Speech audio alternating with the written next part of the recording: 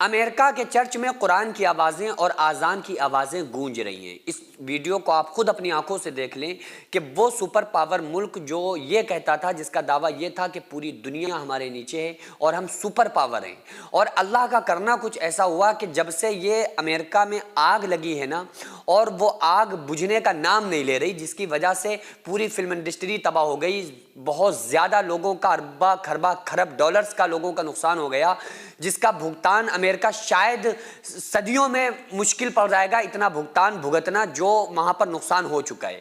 اور یہ چند دنوں کے اندر، چند دنوں میں ایسی آگ نے تباہی مچائی کہ پوری دنیا وہ دیکھ کر کانپ اٹھی، اور ظاہر سی بات ہے کہ اس میں کسی کو دوشی نہیں ٹھہرایا جا سکتا۔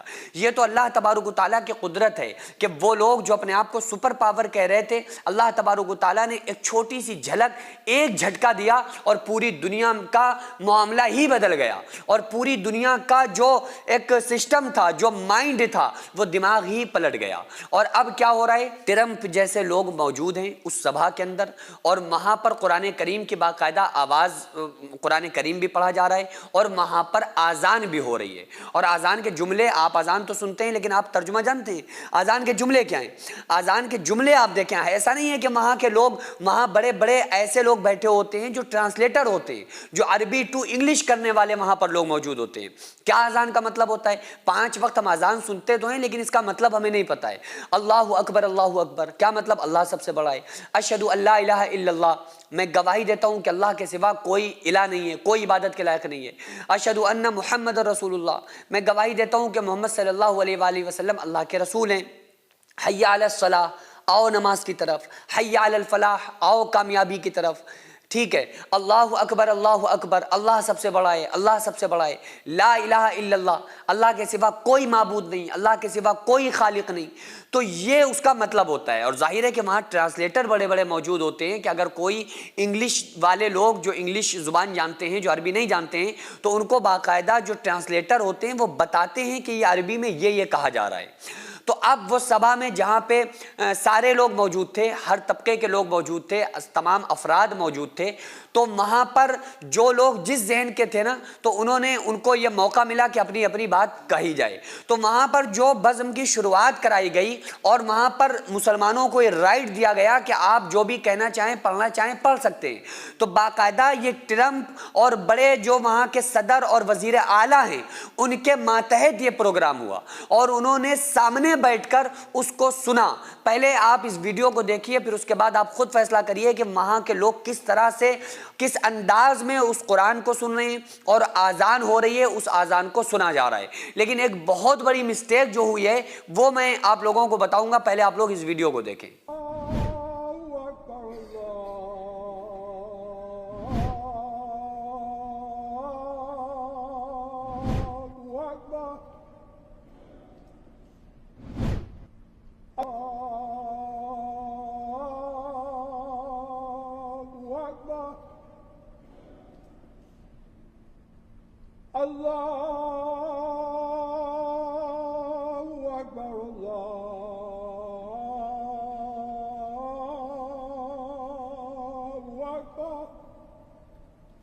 یقیناً اس ویڈیو کو دیکھ کر آپ بہت خوش ہوئے ہوں گے، لیکن کتنا بہتر ہوتا، کتنا اچھا ہوتا کہ کوئی بہترین قاری اور خوبصورت آواز میں اگر وہاں پر اذان پڑھتا یا قرآن کریم کی تلاوت ہوتی تو اور زیادہ مزہ آ جاتا۔ لیکن ظاہر سی بات ہے، چلو اللہ تبارک و تعالیٰ کا نام بلند ہوا، اللہ تبارک و تعالیٰ کا ذکر ہوا، یہ بات کوئی کم نہیں ہے، اللہ تبارک و تعالیٰ کا فیصلہ ہے، اور اللہ کے رسول صلی اللہ علیہ وآلہ وسلم کی حدیث کا یہ مفہوم ہے کہ اللہ تبارک و تعالیٰ اس دین کو دنیا کے چپے چپے میں، اور اس اذان کی آواز کو دنیا کے کونے کونے تک اللہ تبارک و تعالیٰ پہنچائے گا، یہ اللہ تبارک و تعالیٰ کا وعدہ ہے۔ مدرسے کی چھت جو آپ کو نظر آ رہی ہے، یہ لیڈیز مدرسے کی 3ری منزل کی چھت ہے۔